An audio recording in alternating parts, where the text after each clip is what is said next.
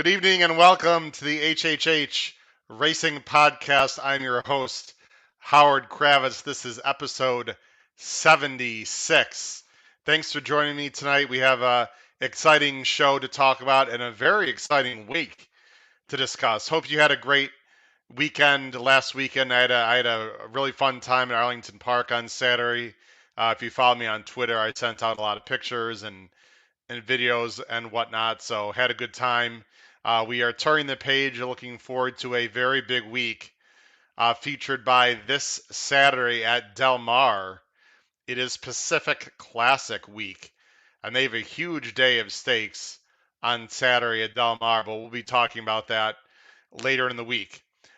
Please make sure you subscribe right there on the bottom right-hand side of the screen.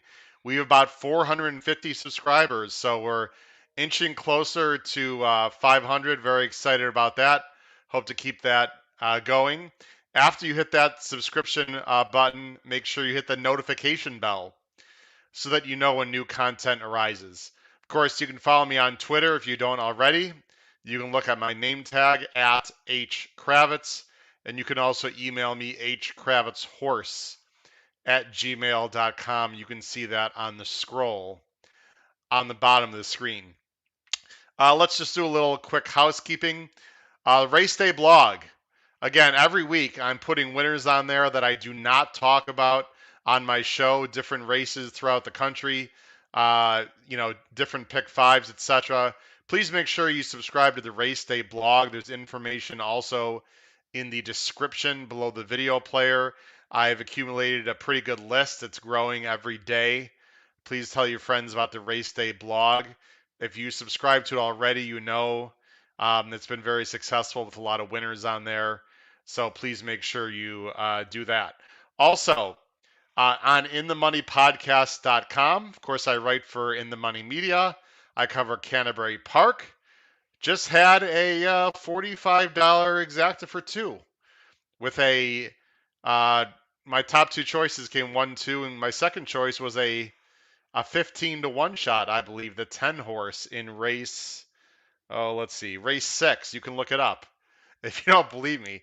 Anyway, check me out on InTheMoneyPodcast.com as I cover Canterbury Park during their meet on Tuesdays, Wednesdays, Thursdays, and Sundays. Let's talk about what's happening this week. I see we have a lot of comments already and people watching the show.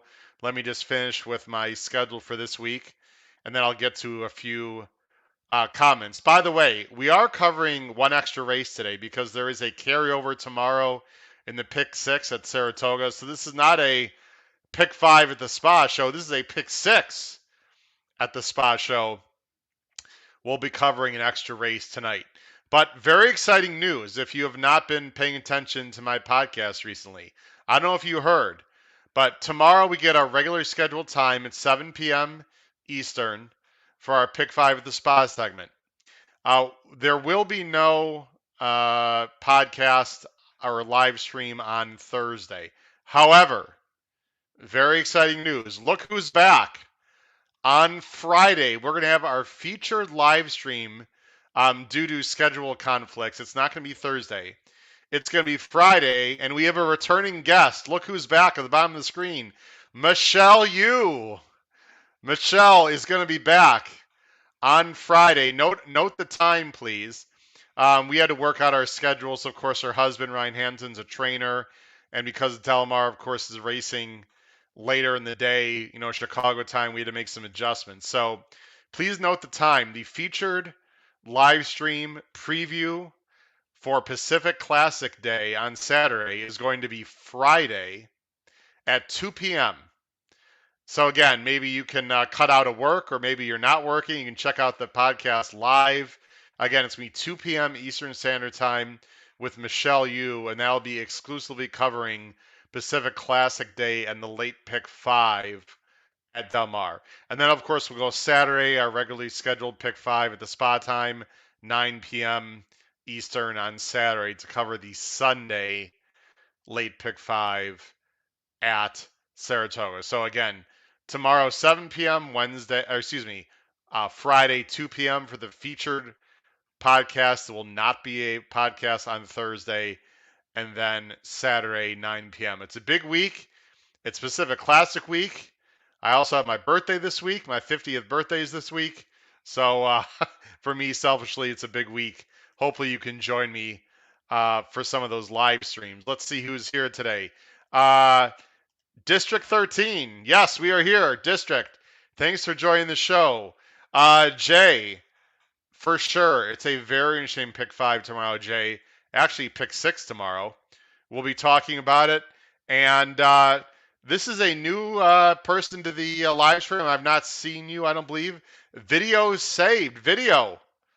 Welcome to the show. I'm glad you can attend live. Wonderful. Thanks for joining this video. Hope you this won't be the last time that you join us. District 13. Thank you, sir. I appreciate that.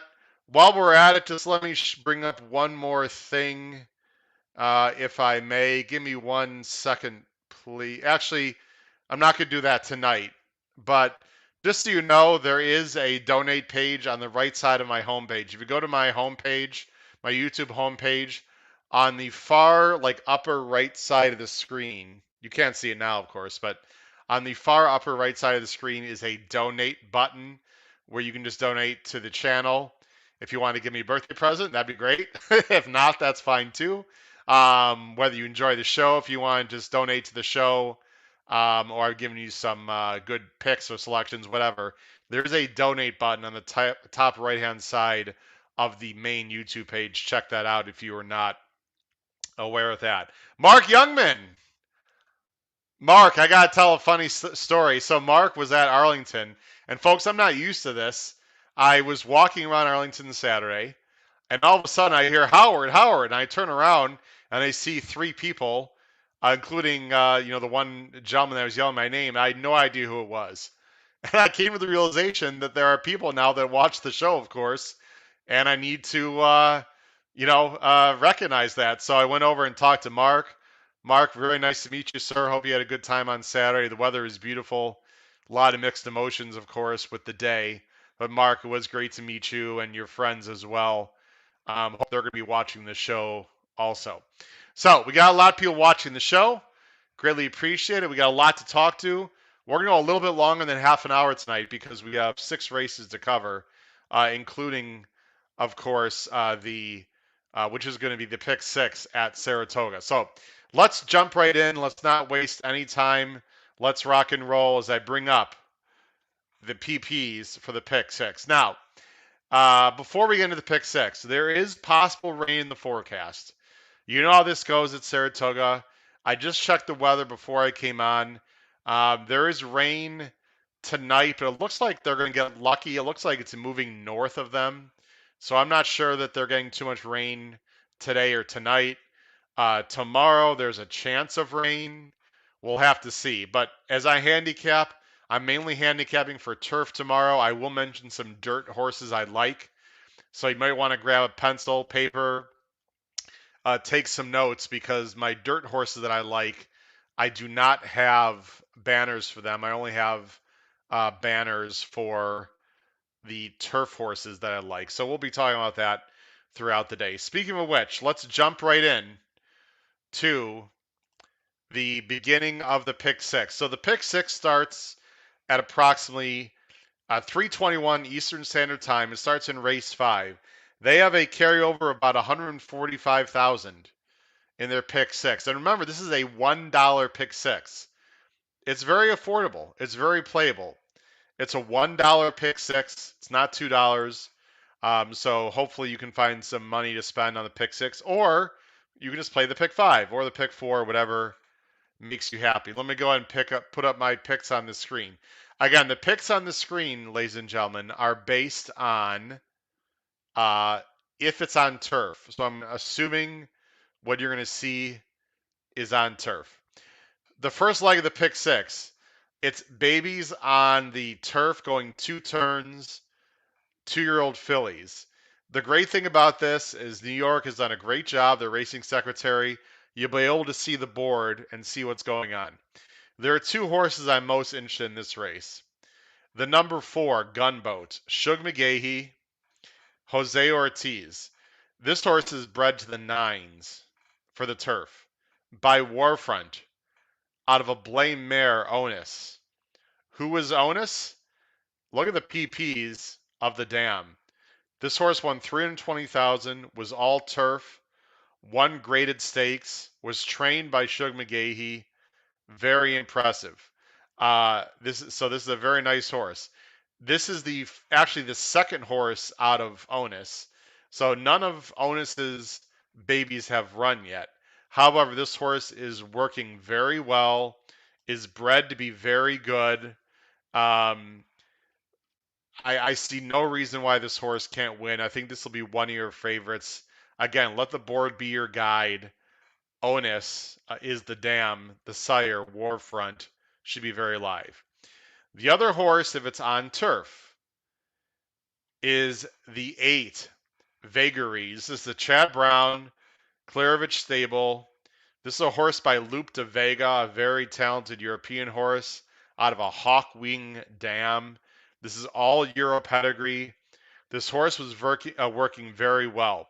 And what needs to be mentioned, I don't think you can see on the bottom of the screen, but this horse was working very well, if not easier, than another maiden winner, McCulloch, who won very impressively earlier this meet. This is probably going to be your favorite. Vagaries would absolutely be a must use if it's on the turf. This horse is going to be very live. My guess is the 4 also is going to be live. I'd also maybe back up with the 3 Diamond Hands. This is a Clement first time starter by Frosted. Love Cove, the dam, or excuse me, Love Cove was also a nice New York bred turf horse. As you can see there, the PPs on the screen of the dam, Love Cove. But I prefer the 4 and 8 if it's on turf. Again, let the board be your guide. If it is washed off dirt, I just want to mention a few horses quickly. The 2, Shine, coincidentally, if it's raining, I like Shine. For Bill Mott, this is a horse by Jimmy Creed, who is a very precocious dirt sire first time out. Again, let the board be your guide. I'd also be interested in the 5, Princess Taruko. Take a look at the dam side of the 5, again, if it's on dirt. This was a dirt horse through and through, and if you can see, the babies of the dam won 770,000 on the dirt. So again, if it's on dirt, horses like Tony B was a decent horse. Swing Stage, Dishackled. You can go through. There's a lot of decent horses. So again, the 5 has interesting dirt breeding on the dam side. Another horse that has good dirt breeding would be the 6, Highly Devoted. This is a sire by Unified, or horse by Unified. So again, even though Cherie Duro's not great with her first-time starters at Saratoga. Again, I don't think the 7 has to win the race. If it's off turf and on the dirt, the 7's going to be a heavy favorite. I don't think the 7 is that impressive. Obviously, she can win, but I wouldn't just single the 7 if it's a dirt race. Again, you're going to have to see the board, but let's assume it's on turf. 4-8 would be my top choices in the first leg of the pick 6. Of course, I know some of you might not play the pick 6. Let's go on to race 6. You see my picks there for race 6. Again, 4 of these 6 races are scheduled for turf. So let's hope that is on turf. And if it's on turf, there's one A I would use, and that A would be Crowding Out. Again, Chad Brown, Ired Klarovich ran a nice 76 buyer first time out at Belmont. Has been off since then, which is a little bit of a concern, but has been working well since. I think the 7 Crowding Out will probably be very tough if it stays on turf. I'd also use the 6 Gale Horse Wind, who is 0 for 4 for Linda, but puts blinkers on. This horse needs to break better and get up closer. Perhaps the blinkers will help. And the 1 in this race, Sand and Sea, who is pressing the pace from the outside and didn't get a great start. Just, was in the same race as Gale Horse Wind and beat her. So I'd absolutely use the 1 and the 6 underneath. And I might even throw the 4, let them eat cake also as an extreme backup. Again, that is if it's on turf. There's not much for me to say if it's on dirt. We'd have to see what the board looks like. I just do want to mention, though, the 9, the Goddess of Snakes. This is a horse trained by Chad Summers, who in her first start was thrown into a restricted stake at Delaware. This horse has been working very well. You see at Belmont on July 12th, Breeze in 48, second out of 47, and then Saratoga, a bullet work, 1 out of 38, again a Breeze. So the 9 is working very well if it's on dirt, and the 9, of course, would be in the race. I think the 9 would be very interesting. Again, let the board be your guide. Take a look at the doubles, the probable doubles from the previous race, so you get an idea of what the odds are in race 6. Let's go ahead to race 7. Let's see. I'm just looking for comments here. Nope, we're good on comments. Everyone's just listening. Terrific. Race 7 is a very tough race, ladies and gentlemen. Very tough. And it's a dirt race, so obviously, we know what the potential field's going to look like. This is 6.5 furlongs. It's for 3-year-olds and up fillies. This is a starter allowance, 50,000. These are horses that have started for $50,000 or less. I thought this was a very difficult race. I have 3As right now. The 1, Bayshore Foxes, who has a lot of speed from the inside for Dylan Davis, who is riding well. There's not a ton of early speed in this race. I think Bayshore Foxes could get loose and win. My other 2 horses I like the most. The 7, Before You, also has a lot of speed. So again, we'd have to be careful on that they don't battle each other, but I would hope that they would not. Before You ran huge last time. It was only a main 20. It wasn't the slot. Just outbroke the field and just went on very easily. Normally, I'd be a little bit against this horse, but if you take a look at the work pattern, has worked twice since and worked fast. 48 breezing and then a minute breezing. So maybe Bill Modge has figured this 3-year-old filly out. I think she's very live in this race. And then I'd be interested in a very fresh face for Chad Brown and Klarovich again. Tyler Gaffleone, Targeted Return, who has not run since November at Churchill last year. Yes, of course, that's a concern. But Chad Brown has decided that this is the spot to return this horse, pun intended. That gives me confidence. She's been working well. She gets an outside trip. She's probably going to be a decent price. This horse could win. This horse could finish last. But I like the confidence that Chad Brown is putting her in this spot at Saratoga. So you have to think that she's feeling fine. I'm interested to see what the 8 does tomorrow. I'd also use the 5, Chloe Rose, a recent claim for John Toscano. However, is coming off of Michael Maker. I just want to keep that in mind. And I'd also use the 3, Cadeau de Pai for Pat Reynolds. This is an older horse. This is a 6-year-old mare. And you can see she's already run in this condition many times. In general, I'm against horses that have run in the same condition many times and in general have not gotten the job done. But obviously, she can win and gets Irad Ortiz. Nothing wrong with that. And I'd probably throw in the 6, Air Cavalry also. This is only a 3-year-old filly, but there is other speed in the race. So, very wide open race. If you had to, if I had to give a top choice, it's very tough. I'd probably go the 1. I like the turn back. I like the speed. I don't know if this filly needs the lead or not. I'm hoping Dylan Davis could possibly rate this horse, but I love turnbacks, and this horse has speed from the inside.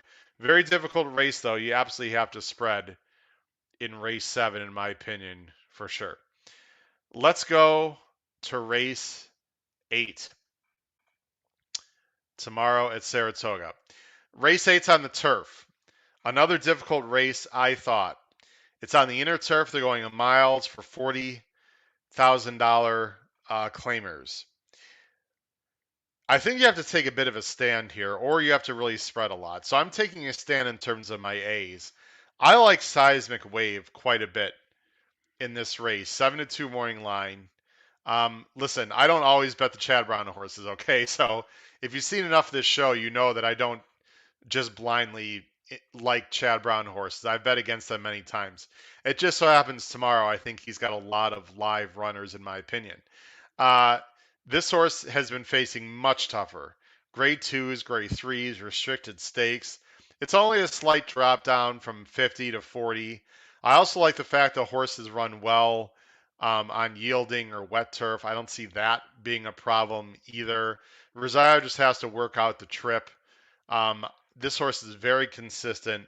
I like Seismic Wave quite a bit. Again, we're assuming it's on turf tomorrow in this race. There are others you have to use. I don't know what to do with Parlor. I might move Parlor down from a B. Right now, I have Parlor down as a B.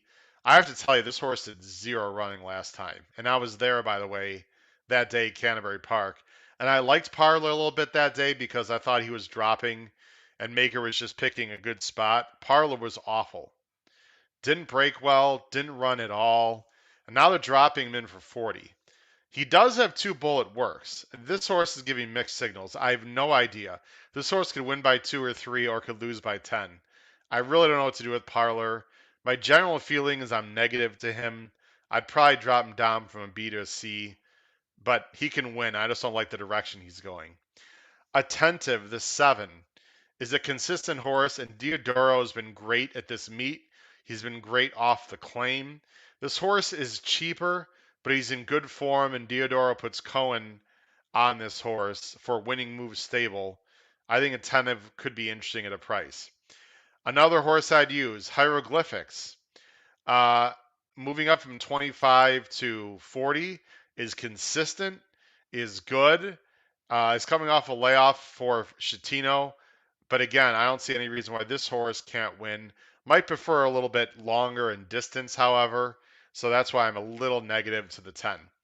Uh, yeah, but you need to decide what to do with the 8. I don't like the 8, but I just want to bring up the 8 has a ton of back numbers for Asmussen and Santana.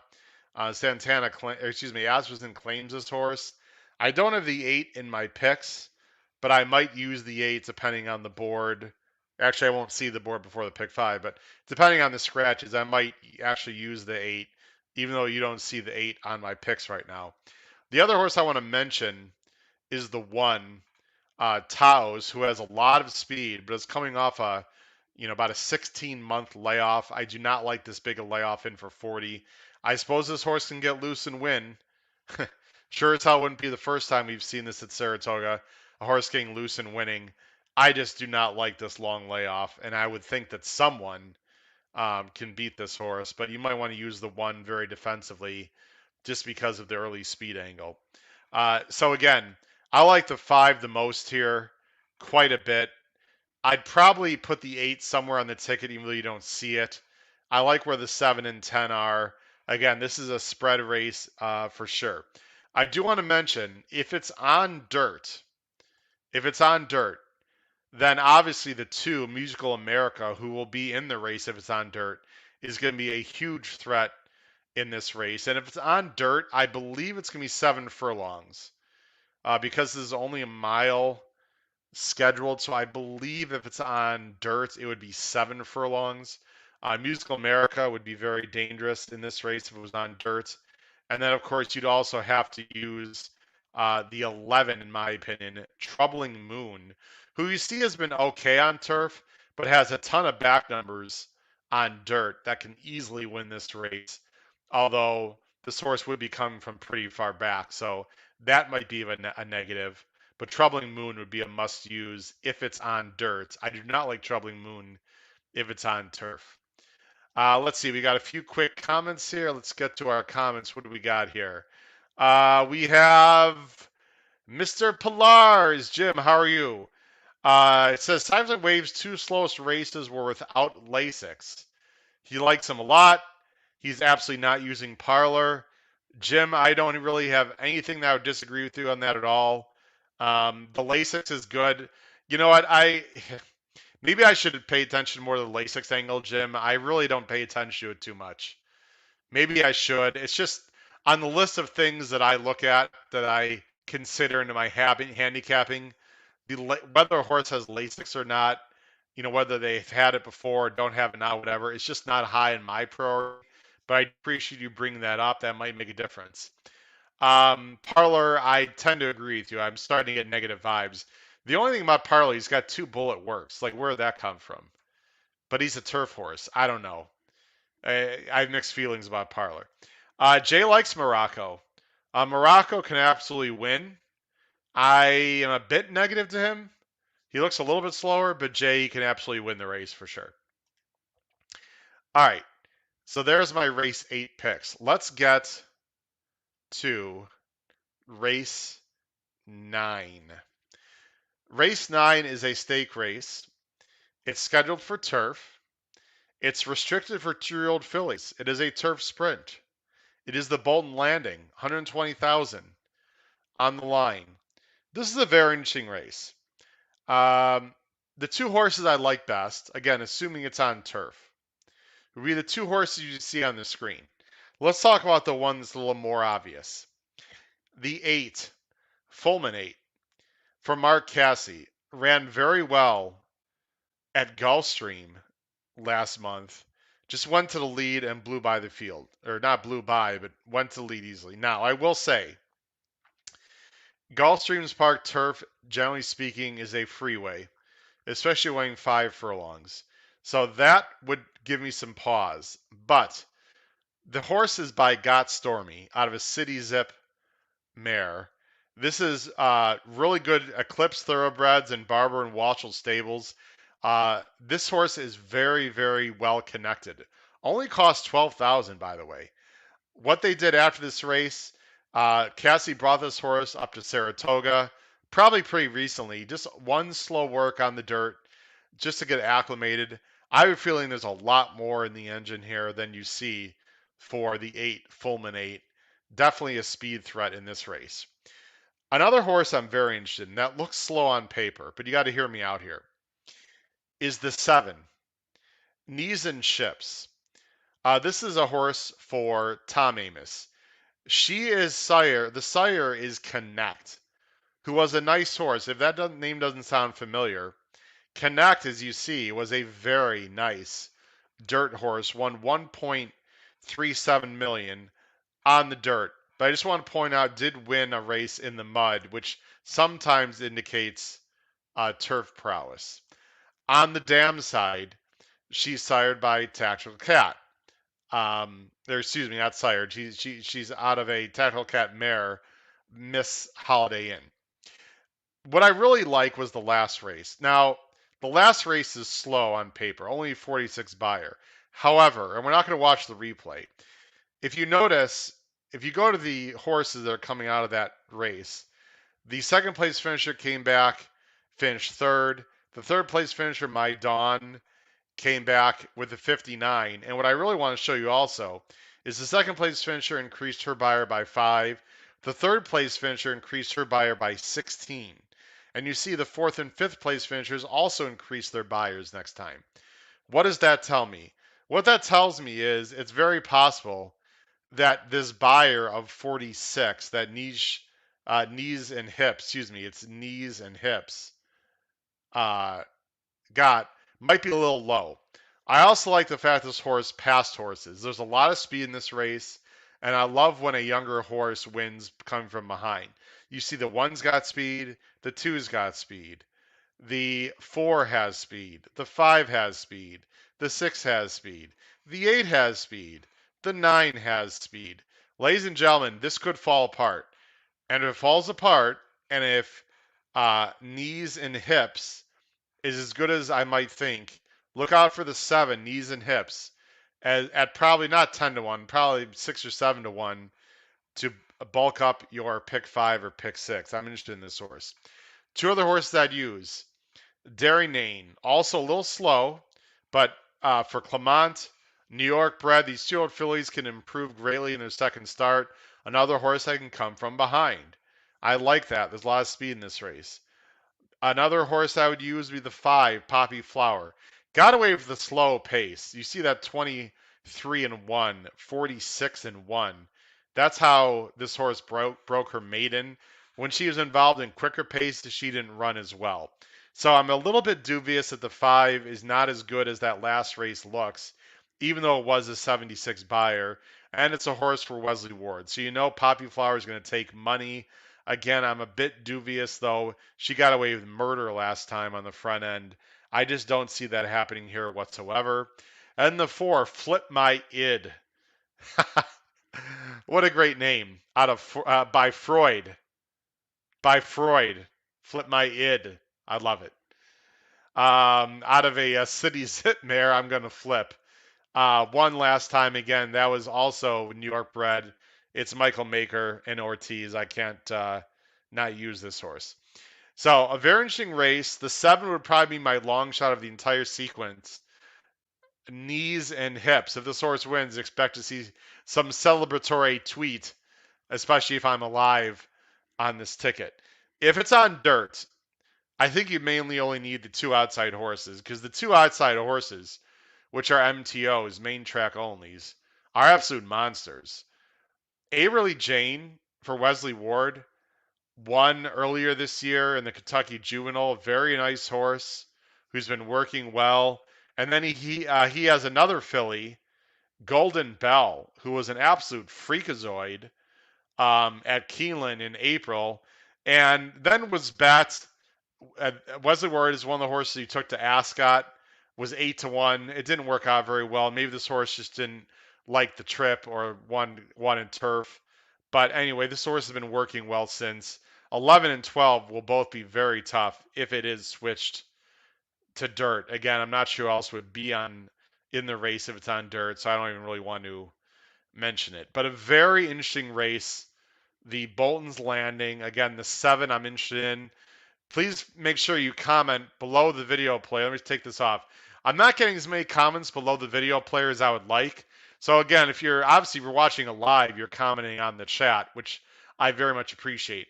But we have hundreds of people that watch this video after the fact. So please comment down below the video player, and I'll try to get back to as many people as you can, but that'll create nice conversation. Comment down below the video player. Are you using the 7 knees and hips in race 9 tomorrow or today if you're watching it on Wednesday?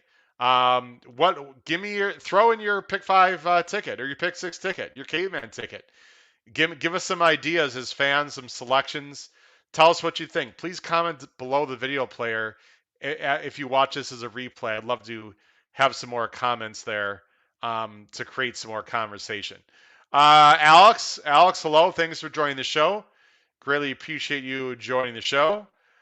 Jay thinks the figure for the 7 is at least 7 points low for his bio figure. I think you could be right, Jay. And remember now, everyone, the biggest jump in horse racing in a buyer is first time start to second time start. I've seen horses run a 12 to a 60. I've seen horses get like a 45 with all sorts of trouble, and then they run 80. A horse can easily jump up 15, 20, 25 points from their first start to the second start. I've seen it time and time again. It happens all the time if you pay attention to that angle. So I don't get too caught up in the buyers. I like looking more at the visual. And again, I know we're not watching too many replays right now tonight, but feel free to watch them on any of your ADWs if you'd like. Let's go ahead, as we're coming up on 35 minutes, to the last race of this pick 5 or pick 6, depending on what your preference is. The last race, I think you can be very skinny here. I think there's going to be a very big favorite in this last race. Let me pull up the PPs again. Whoops, excuse me. There we go. The last race, I think there's going to be a very heavy favorite. It is a dirt race. The 1, Clear Humor, is going to be singled on probably 70-75% of small tickets for sure. This is Brittany Russell, who's done a very nice job claiming horses. She's 2-4-7 this meet. Put size on this horse. She has early speed. This is a very weak field. I'm sure Clear Humor is going to be sent. If she breaks and gets to the lead, Clear Humor is going to be very tough. That's not the only horse, though, that I'm using. I think you do need some backups. I would back up with the 3, Multiple Expansion, another horse for Chad Brown and Klarovich. They might have a huge day tomorrow. Raced on turf first time, has been off for a while. but has been working well in the dirt. I think is well spotted. I'm not sure what to make of this horse, but puts Franco on. I see no reason why multiple expansion can't win if she can take to the dirt at all. And then also the 6, Dom Milano would be an extreme backup. She has a dirt experience and especially wet dirt experience, but I do not like the 0 for 7. 0 for 3 at this level has not gotten the job done. However, did get a 66 by or 2 back. If she can run the race 2 back, you have to think she's live. I find it a bit odd, though, that Bond puts Santana on. Saez, a quick look. Saez is on the 1. That's what I thought. So Saez has been on the 6 and decides to go to the 1. Again, I don't like to play the jockey gymnastic game too much. Sometimes it's hard to tell intent exactly, but this seems very intentional to me, at least on the surface, that Saez goes off the 6 and goes to the 1. Bond has been cold for most of this year, unfortunately. He's a solid trainer. He just hasn't had a great year on the New York circuit. Let's see here. So, just one more comment from Jay. Jay's going to be using 249 as A's. That's in race 9, not in this race. He's talking about the previous race. Okay, so he's talking about the previous race. Sorry, Jay. We already moved on from that. Let's look at my caveman ticket right now. Sorry. I'm going to switch to that. Now, the caveman ticket that you see, and let me take this off the screen here. The caveman ticket that you see is for the pick 6. It's a $1 increment. You guys know my A, B's, and C's. I just showed everyone my A, B's, and C's for the pick 5. I, of course, always play ABCs. It's very rare that I'll play a caveman ticket. So I will play a fairly sizable ABC pick 6 ticket tomorrow. I'm hoping they're going to be on turf. If they're on dirt, I'll probably still play it, but obviously it's going to take a lot of adjustments from what you see on the screen. Again, what you see on the screen, ladies and gentlemen, is only a potential caveman ticket if it's on turf. Again, let the board be your guide. I would go 4-8 in the first leg. You can see I don't need to go through my selections there. I would single clear humor on the end. I'd feel pretty confident about that. The one race that I'd probably spread differently is the second to last leg. Just going 5-8. Actually, that should be a 7-8. I did not. Let me make that change. Hold on 1 second here, because that 5 should be a 7. So let me just make that change here. Okay. There we go. And we are saved. Okay, there we go. I'd probably use more horses in the race 9, other than 7-8. Again, I'd have to see scratches and whatnot. $120 ticket. That's a $1 increment. That would be my pick 6 ticket if you chose to play that. Of course, you play pick 5 would be something different. Jay says that you need 2 horses in the last race. He likes the 6 also. He said Size had a choice. We don't know that, Jay. I'm guessing he did. But yeah, there's nothing wrong with Santana, obviously. I just think if Size had an option and he's choosing the 1, you have to upgrade there. Dr. Jeff is here, said that ticket I gave is 300, and now Jim is saying it's 240. Okay, well, let's figure this out right now. Let's see. It's 6 and then 30, 120. It's actually 240. It is 240. So whoever said it was 240 was correct. I'm a math teacher, and I screwed that up. That's not good. Maybe I was thinking it was a 50-cent. You know what I was thinking was that was a 50-cent ticket, but that's actually $1. So this would be 240. I'm going to change it one more time. Sorry about that. I was thinking it's a 50-cent because I was thinking about the pick 5 because that's what I always put on the show. So actually, I didn't really make a math mistake. I just thought it was going to be a pick 5. Anyway, it is a $240 ticket. I realize many of you probably will not pay play that amount, I would be willing to play that amount because it's a carryover day. I'd be happy to single on the end. Thank you, Jeff and Jim, for the correction. There's my pick six ticket right there. Ladies and gentlemen, it's going to be a very, very interesting sequence tomorrow. I don't think it's easy. I also don't think it's impossible. I think it's very worth playing anytime you have a carryover. We'll have to see if it's going to be on dirt or if it's going to be on turf. Hopefully, everything's going to stay on turf. Once again, very quickly, my shows this week, you can see them right there. Tomorrow, 7 p.m. Eastern for Pick 5 at the Spa. That'll be a shorter, about 25-minute show. Then, mark your calendars. Set everything down. Make sure you know Friday, the featured sequence for this week, the weekend review for the Pacific Classic Stakes and Late Pick 5. Michelle Yu will be back, and note the time Friday, 2 p.m. It's an afternoon show. That's when Michelle could do the show. I want to make sure we had her on 2 p.m. Eastern on Friday, and then Saturday, regular scheduled show, Pick 5 at the Spa, 9 p.m. Hope you guys can join us for all those shows, especially the Michelle Yu show on Friday. Please spread the word about the HHH Racing Podcast. This has been your host, Howard Kravitz. It's been episode 76. Good luck tomorrow at Saratoga for your pick 5 or pick 6. Come back on tomorrow's show and let's celebrate our huge wins, hopefully together. Take care, everyone. Have a great night.